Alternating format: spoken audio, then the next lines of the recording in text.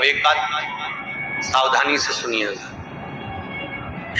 शायद शिव महापुराण के माध्यम से अभी तक ये बात सामने नहीं आई, पर शिव पंचायत कथा में आ रही है। जितने आस्था चैनल पर कथा सुन रहे हो, जितने फेसबुक और यूट्यूब पर सुन रहे हो, और जितने इस छत्तीसगढ़ की पावन धरा पर बैठकर सुन रहे हो, बहुत सावधानी से सुनना। एक प्रश्न हमारे भीतर खड़ा होता है, जब हम सूर्य नारायण भगवान को अर्घ देते हैं, जल चढ़ाते हैं, तो वो जल पृथ्वी पर जब गिरता है तो उसके छींटे हमारे शरीर पर लगते हैं। क्या वो ठीक है? क्या वो श्रेष्ठ है?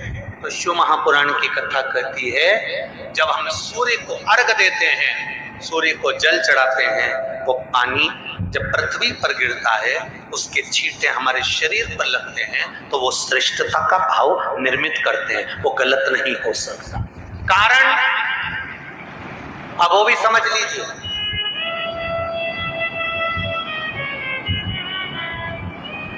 अब सूर्य नारायण भगवान को आप जल चढ़ा रहे हो, तो छींटे नहीं लगे, उसके लिए क्या स्टूल पे चढ़ के चढ़ाओगे कि कुर्सी पे चढ़ के चढ़ाओगे? अरे बोलो तो सही। अब कई लोगों के दिमाग में ये बात भरा गई कि हम भगवान को जल चढ़ाते हैं, वो हमारे शरीर में छींटे लगते हैं, जमीन पे से पानी गिरता है, वो हमारे शरीर को छींटे लगते हैं, भगवान को अच्छा नहीं लगता होगा। कौन ने कहा? पहले तो उसको पकड़ के ला।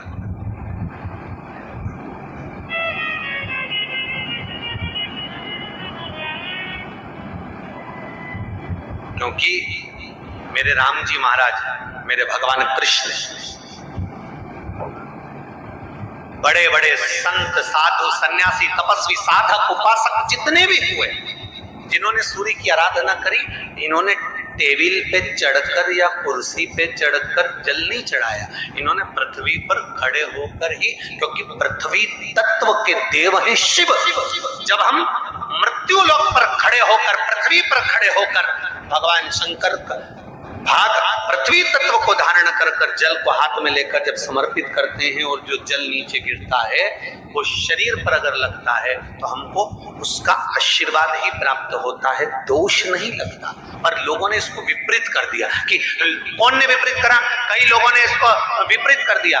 कौन ने विपरीत करा? तो जो दूसरे धर्म के लोग होते हैं, जिनको हिंदू धर्म से नफरत होती है, और जो हिंदू धर्म की पूजन, सेवा, अर्चना को समाप्त करना चाहते हैं, वो धीरे धीरे धीरे धीरे कहने लगे कि सूर्य को जल चढ़ाओगे तो शरीर में लगेगा, शरीर में लगेगा तो दोष लगेगा। इसको कह कहकर घर घर में सूर्य को जल चढ़ाना लोगों ने बंद कर दिया कि आप जल चढ़ाएंगे तो दोष लगेगा, शरीर पे छींटा लगेगा, शरीर को ऐसा लगेगा।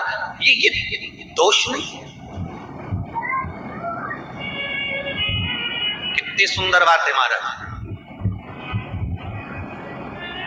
सूर्य नारायण भगवान को जब जल चढ़ाया जाता है, हाथ सिर से 8 इंच की दूरी पर होना चाहिए। जम के बोलिए, सिर से कितना ऊंचा होना चाहिए?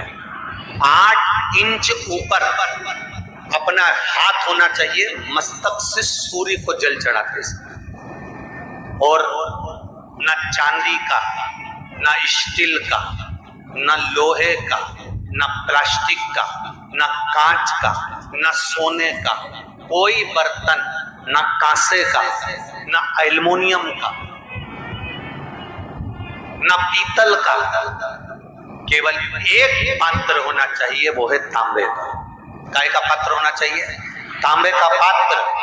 और सूर्य नारायण भगवान को जब 8 इंच ऊपर तुम्हारा हस्त है, और जब हम सूर्य को जल चढ़ा रहे हैं, कैसे जल चढ़ाना है वो भी समझ लीजिए।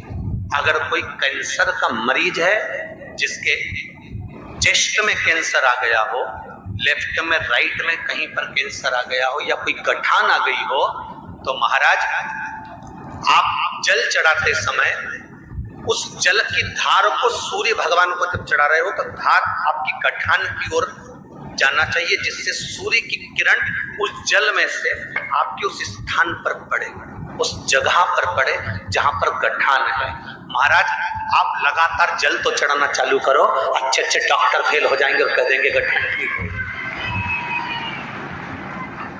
आपका लीवर और किडनी गड़बड़ कर रहा है, आप प्रतिदिन, आपका स्वास्थ्य गड़बड़ रहता है, आप प्रतिदिन ये ज्योतिष शास्त्र के अंतर्गत, रत्न शास्त्र के अंतर्गत ये रत्न शास्त्र, ज्योतिष शास्त्र, रंग शास्त्र जो हमारे यहाँ है, रंगों के हिसाब से ये जितने रत्न होते हैं, माणिक हुआ, सोने, मोती हुआ, नीलम हुआ, मूंगा हुआ, पुखराज हुआ, ये क्यों कहते हैं ये पीला है, ये सफेद है, ये नीला है, ये लाल है, इसको शरीर में क्यों पहनाते हैं? उसका कारण होता है कि जब शरीर में पहनते हैं, सूर्य की किरण उसमें पड़ती है, हमारे शरीर पर वो कलर का इफेक्ट पड़ता है, उस कलर को शरीर पर लगता है, और शरीर पर लगता है तो हमारा शरीर धीरे धीरे, हमारी जो इंद्रियां हैं वो सही होने लगती है, काम सही होने लगता है। तो आप कहते हो ना सब, मैं कौन सा नक पहनूं, मैं कौन सा मोती पहनूं, मैं कौन सा पुखराज पहनूं, मैं कौन सा नीलम पहनूं, वो ज्योतिष शास्त्र के अंतर्गत, रत्न शास्त्र के अंतर्गत जितने रत्न हम पहनते हैं, ये केवल उस किरण के लिए ही तो पहनते हैं कि जो सूर्य की किरण मिले,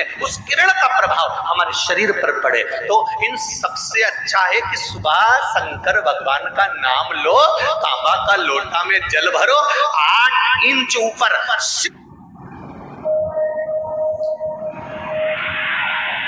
It all started from here. सिर से हाथ होना चाहिए, और सूर्य नारायण भगवान का दर्शन साधारण नहीं, जो जल तुम चढ़ा रहे हो, वो जल की जो धार आ रही है उसमें सूर्य का दर्शन होना चाहिए, तो कैंसर की बीमारी कभी नहीं हो सकती। लीवर, किडनी, हार्ट, आपके हार्ट में अगर तकलीफ है, डॉक्टर ने कह दिया कि इसमें नस चोक है, आपको कहीं ना कहीं छल्ला डलेगा, आपको कह दिया इसमें कुछ ना कुछ प्रॉब्लम आ रही है, आप सूर्य को अर्घ देना चालू कर दो, सूर्य को जल चढ़ाना चालू कर दीजिए। आप सूर्य को जल चढ़ाओ, वो जल की जो तरंग आ रही है, वो जल जो निकल कर जा रहा है, उसकी जो किरण आपके हृदय पर, आपकी छाती पर पड़ रही है, नाड़ियों में पड़ रही है, नसों में पड़ रही है, उसका बल देखो तो सही। 1 महीना लगातार चढ़ाओ, तो 15 दिन 20 दिन कर तो देखो। क्यों राम जी महाराज जल चढ़ाते थे, क्यों भगवान कृष्ण जल चढ़ाते थे सूर्य को, क्यों दशरथ जी महाराज जल चढ़ाते थे, क्यों कश्यप ऋषि जल चढ़ाते थे सूर्य को, सारे 33 कोटि देवता, सारे ऋषिवर, साधु संत सन्यासी तपस्वी साधक उपासक सब भगवान सूर्य को अर्घ दिया करते थे। क्यों देते, किस लिए?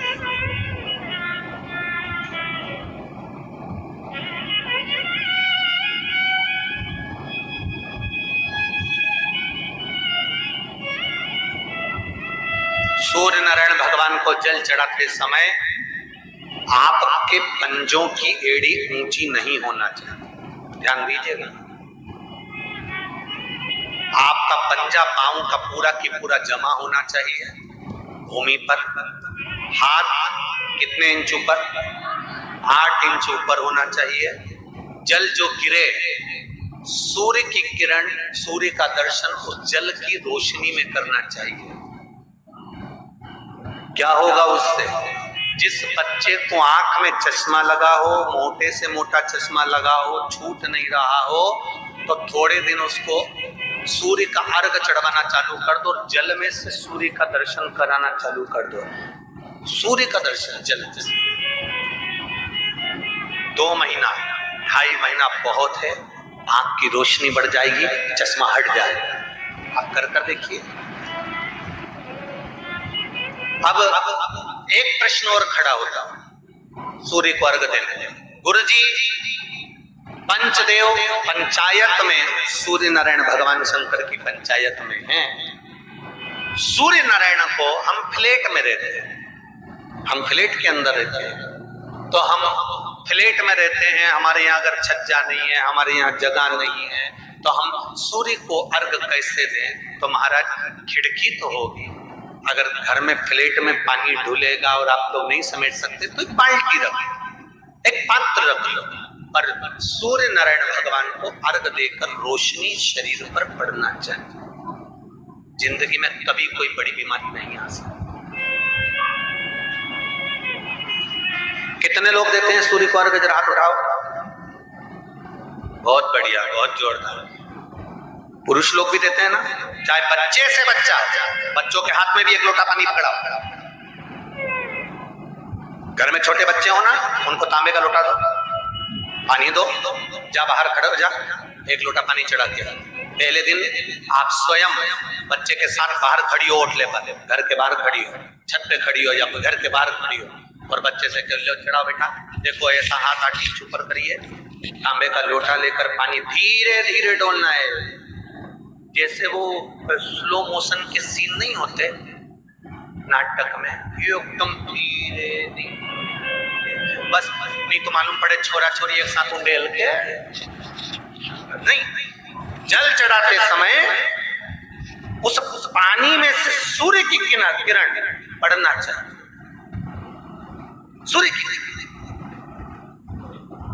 एक बात और कहना चाहूंगा, अगर आप लोग स्वीकार करेंगे तो, अगर कहीं आपको लगता हो कि बच्चा पढ़ने में कमजोर है, विद्या में कमजोर है, रिजल्ट अच्छा नहीं आ रहा, पढ़ने में कमजोर है, वो पढ़े अपनी जगह पढ़े, वो कार्य करे अपनी जगह करे, मेहनत करे अपनी जगह करे। बच्चों को कह दो कि कुछ समय के लिए सूर्य को अर्घ देना चालू कर। सूर्य की किरण जहां पर ब्राह्मण या हिंदू धर्म का व्यक्ति मस्तक पर तिलक लगाता है, भुकुटियों के बीच में उस सूर्य की किरण इस भुकुटी के बीच पड़ना चाहिए।